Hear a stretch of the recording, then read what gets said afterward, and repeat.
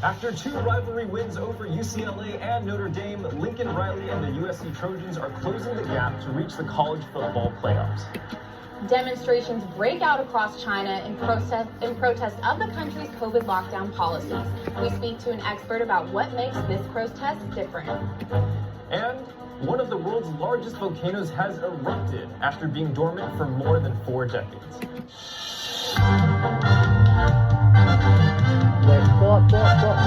Annenberg TV News is next. Just go up a little bit.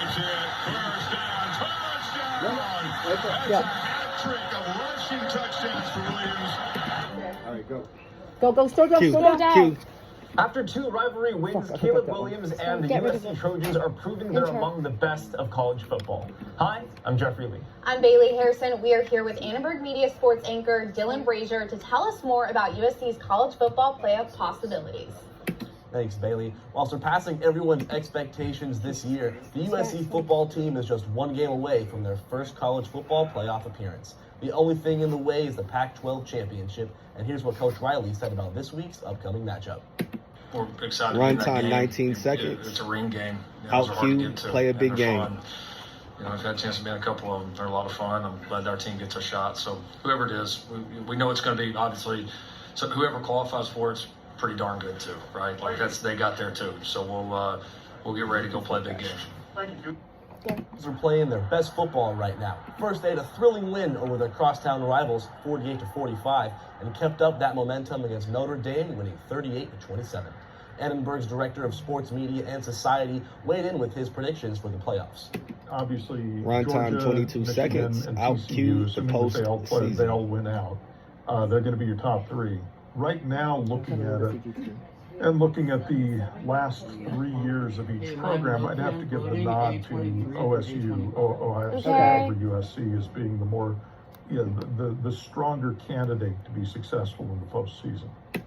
Per the latest AP poll, USC is number 4 in the nation for the first time since 2017.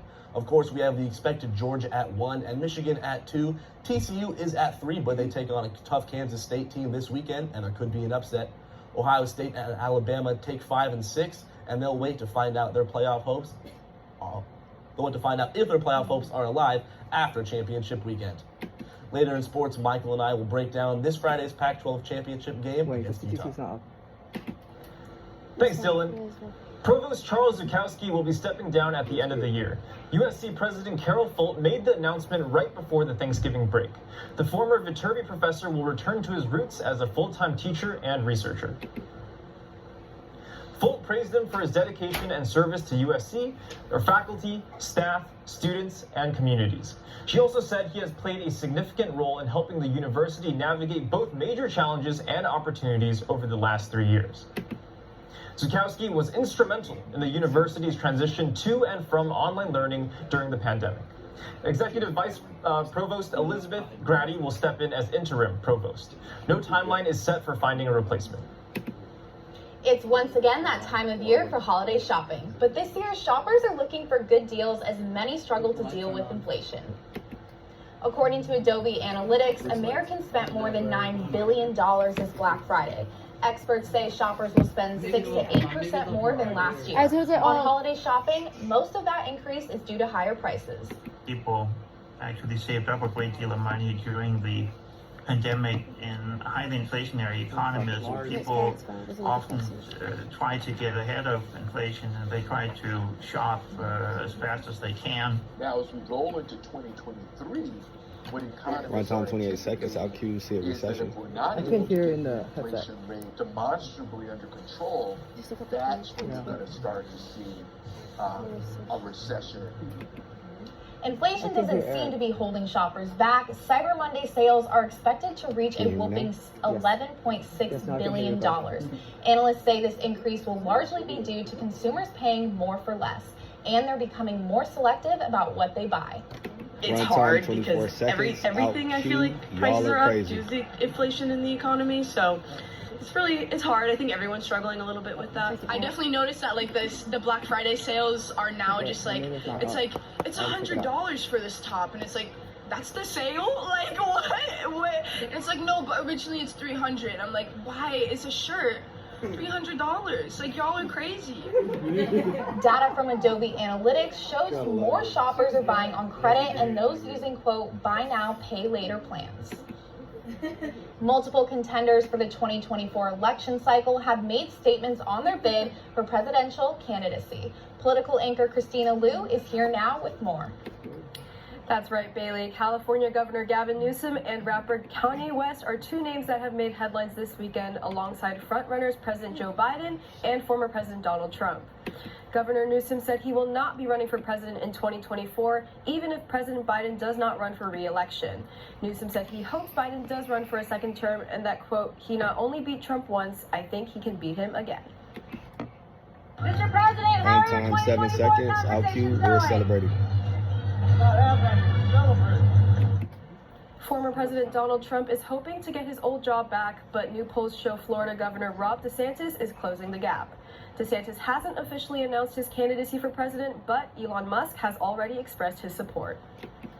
Meanwhile, Trump hosted rapper Kanye West and white supremacist Nick Fuentes in Mar-a-Lago last week.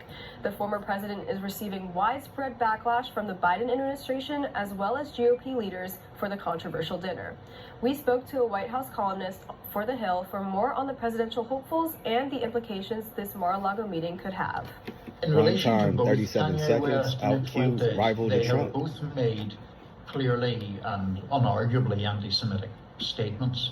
A president of the United States, past or present, should not, in most people's estimation, be having dinner with anti-Semites.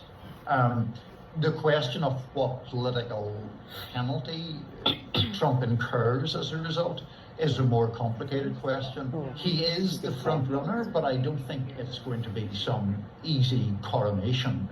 Clearly, if Ron DeSantis, the governor of Florida, gets in, he would be a very serious rival to Trump. On the Democratic side, President Biden is expected to run for re-election, but a firm decision is expected early next year. It's looking like this is going to be another interesting election cycle. Bailey, Jeffrey, back to you. Thanks, Christina. Rare protests are spreading across China to challenge the government's strict zero-COVID policy restrictions. It's a show of resistance that the Communist Party has not seen in decades. It's always been okay. Go down. At the local level.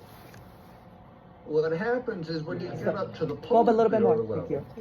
Our cue, 22, runtime 22 seconds. Our cue, not tolerated Beijing, before. and particularly to Xi, that's what's new. And that's what's not been tolerated before. An apartment fire in the northwestern city of Uluwuchi killed 10 and sparked protests. Some blame the COVID rules for blocking roads and doors, preventing firefighters from quickly getting to the scene. A China resident describes the toll of the lockdowns.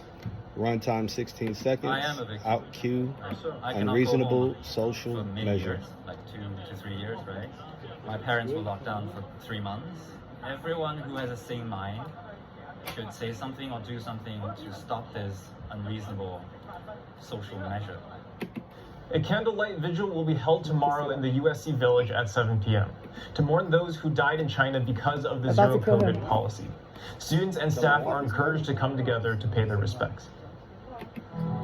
People are beginning to feel the festive spirit as the holiday season is right upon us. We're tuning in to our reporter, Araf Latour, who is currently live in downtown for the LA County tree lighting ceremony. Araf, how's it looking out there? Thank you, Bailey. Yes, it's looking beautiful. I'm here at the Jerry Moss Plaza, where people have come down to enjoy a wonderful celebration. In fact, the biggest celebration in the West Coast. After not being here 2 years, the people here are excited. This big tree behind me is going to get lit up soon. I don't know where it's going. And the music is just awesome. There's a tree.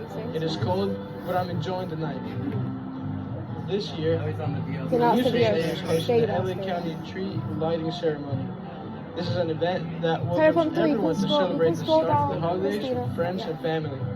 A 75-foot tall tree is dressed on its holiday finest to kick off the start of December.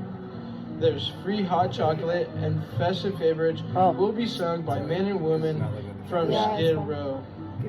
county supervisors gave speeches, and they reminded everyone that the celebration is not only about celebrating the holiday, but about celebrating the community as well. Nobody's going anywhere here. I'm gonna enjoy some hot chocolate soon, and I'm just happy to be here. Reporting for Anime Media, Arad La Torre. Thanks, Arad. Controversy is brewing between Iran and the United States ahead of their World Cup match tomorrow. The Lakers will celebrate a legendary sportscaster and award 2 scholarships to USC students at their game tonight. And see how a USC club is preparing students to perform daring stunts on the big screen. And breaking 3, 2, 1.